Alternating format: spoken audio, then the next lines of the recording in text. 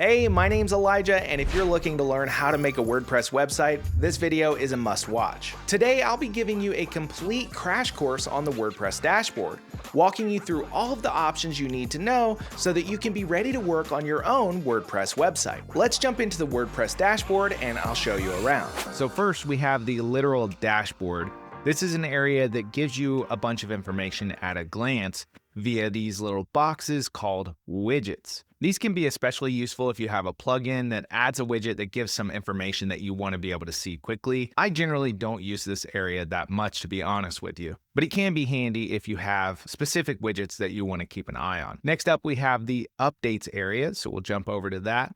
This is where you can keep everything up to date, primarily your WordPress version, your plugins, and your themes. Now, this site doesn't have a whole lot going on.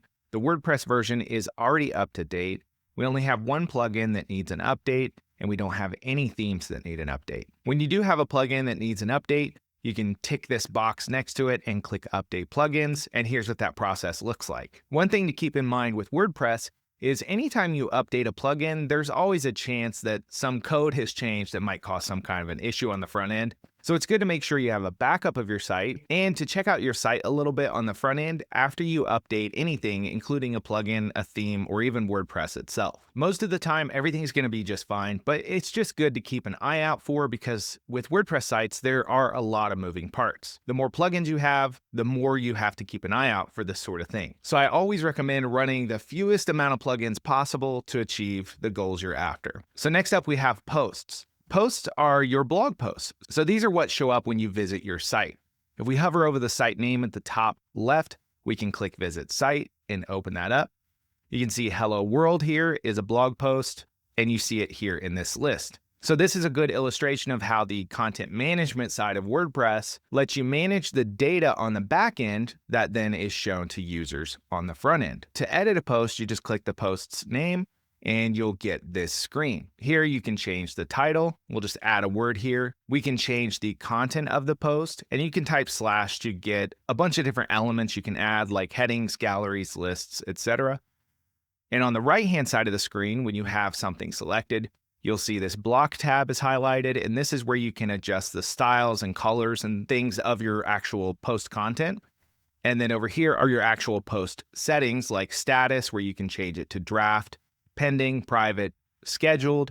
You can set it to password protected, or you can set it to sticky so it's always at the top of your blog list. You can also manage the categories and tags assigned to this post, which can be helpful for allowing visitors to more quickly find content that they're looking for.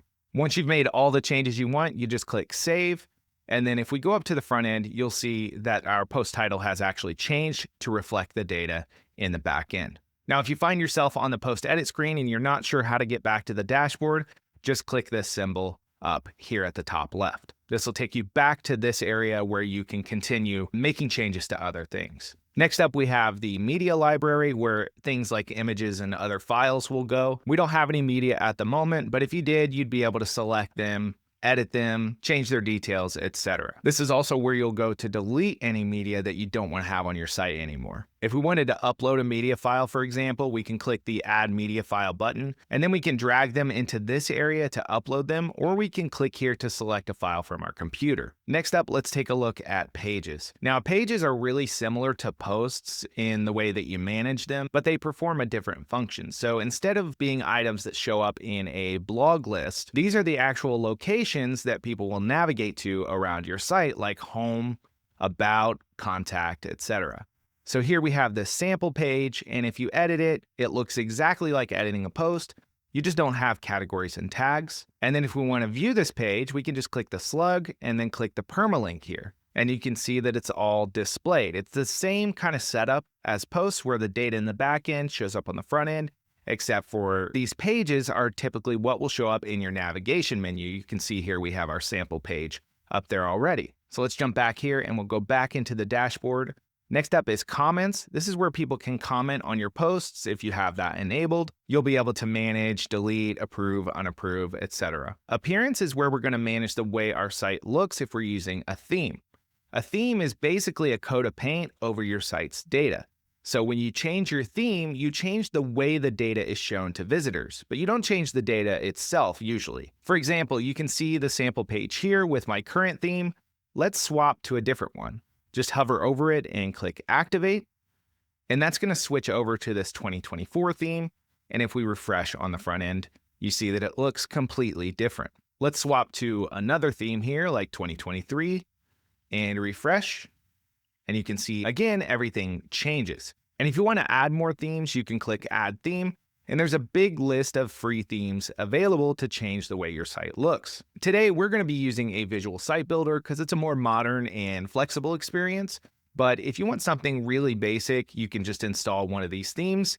And as long as you like the way it looks and don't need to make any modifications, you'll pretty much be good to go. One thing that I run into with themes specifically is that they often don't look anything like the preview when you add them, and it can take quite a bit of work to get them to look as good as they look in these preview images. So don't be deceived. These are not a one-click solution most of the time, but they will get the job done in a pinch. If you're using a theme and you want to change the way it looks, first let me swap back to 2025 because that's the most recent default theme. We'll go to Editor next. And this is where you'll be able to change things about the way your theme looks. Again, we're not going to be using that today, but I just wanted to show you in case you decide to use a theme. Moving on from that, we now have plugins.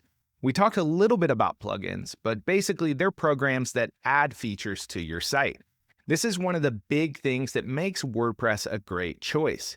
Essentially, it can grow into whatever you need it to be. Even though at its core, it's a blog platform that's really made for creating posts and displaying those posts to readers, it can do so much more with the help of plugins thanks to the extensible framework that's built into WordPress. So this page is where you'll manage your plugins. You will get a little notice here if any of them need to be updated, so you don't always have to go to this updates area that I showed you earlier. Here you can delete plugins you don't need, which we don't need that one, and we don't need that one. We can deactivate ones that are already active. For example, I can deactivate this Breeze plugin that comes standard with Cloudways, but I don't want to do that. I want to leave it active, so I'll click Activate, and you can add new plugins. So if we click Add Plugin, we'll be presented with some of the plugins from the WordPress repository, which is a huge collection of free plugins that will add features to your site. For example, if we wanted a form builder, we could type form here and search, and you'll see there are a bunch of different options here which you can choose from. If you want to install one, just click Install Now. Let's do Contact Form 7. It says it's installed now, so we can click Activate, and now that plugin shows up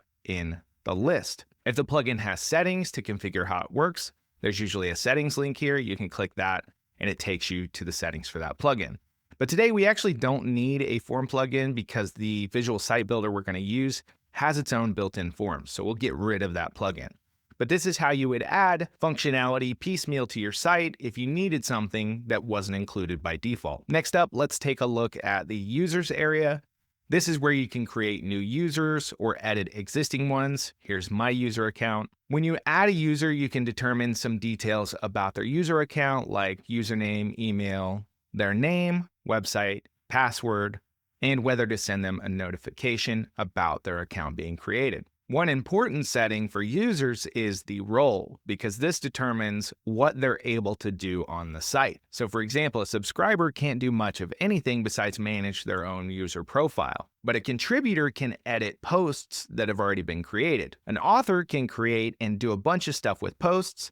An editor can do most things on the site, but they're limited from some administrative tasks like managing plugins. And then an administrator can do literally everything. So you only want to give these higher levels of access to someone that you really trust. So pay close attention to this when you're setting up a new user and make sure you don't give them too high a level of access based on what they need to do on the site. You can also click Profile to manage your own profile, where you can change a few things about your account and your experience on the site. Next up, we have tools, which we're not going to dive too deep into, but we have some import and export tools if you wanted to import or export posts to this site or from another site. We have a site health area, which tries to flag issues with your site that you might need to address. We have some personal data management items, and then we have the theme file editor and plugin file editor. Generally, you're not going to need to touch any of this stuff for your first site. Settings, however, is kind of important, so we'll jump into this. General is where you're going to set up your site title and tagline. You can also set a site icon, which is what will be displayed up here in the tab area as well, instead of this generic globe. And then we have our WordPress address and site address. This can be a little confusing. The reason there's two URLs is because WordPress doesn't always have to live at the same location as your site. Sometimes people put it in like a subfolder called /blog. But for the way we have this site set up, this is all handled for us. You can see it's using the HTTPS protocol, so this is all good to go, and I wouldn't recommend messing with this unless you're sure of what you're doing. You can control whether other people can register for an account on the site and what their default role is. Definitely don't ever give them a higher role if you're not monitoring who is registering on the site. You can set your site language, your time zone, date format, time format, and which day the week starts on. Let's jump into writing here. You can set your default post category and post format, and then this post via email stuff, which you probably won't ever use. We'll jump to reading. Here you'll find a very important setting, which is what the site shows somebody when they visit your domain. By default, it shows your latest posts, which looks like this. But let's say you want them to see a homepage instead of that. You would choose this option and choose the homepage that you want people to see. And then you need to designate a page to show your blog posts on. We'll come back to this later once we have some pages set up, but this is an important one to remember. We'll keep it at the default for right now. This next setting is how many posts are shown by default on the blog page. Then you have some settings for syndication feeds and search engine visibility, which we're not going to mess with. These defaults are fine. Then we have discussion settings for comments and things like that. We have media settings. Again, you won't need to mess with this stuff. Permalinks, which generally you won't need to mess with, but I would recommend making sure it's set up to post name, which for me has always been the most predictable as far as working well. And if you ever notice that when you go to a certain place on your site, it's not really working right or it's showing the wrong thing, come in here and just save changes a couple of times to reset your permalinks and kind of flush those settings. And sometimes that can resolve some issues you run into. Then we have privacy, object cache, and breeze settings. We don't need to dig into any of those. So basically, that's everything you need to know about working with WordPress behind the scenes, a little bit about how plugins and themes work, how to create posts, manage users, set your homepage, etc. The main thing to remember here is that this dashboard is how you manage the data that gets turned in to the website on the front end when someone visits it. Now that you know how to get around the WordPress dashboard and how it all works, you're one step closer to understanding how to make a WordPress website. Again, my name's Elijah, and thank you for watching.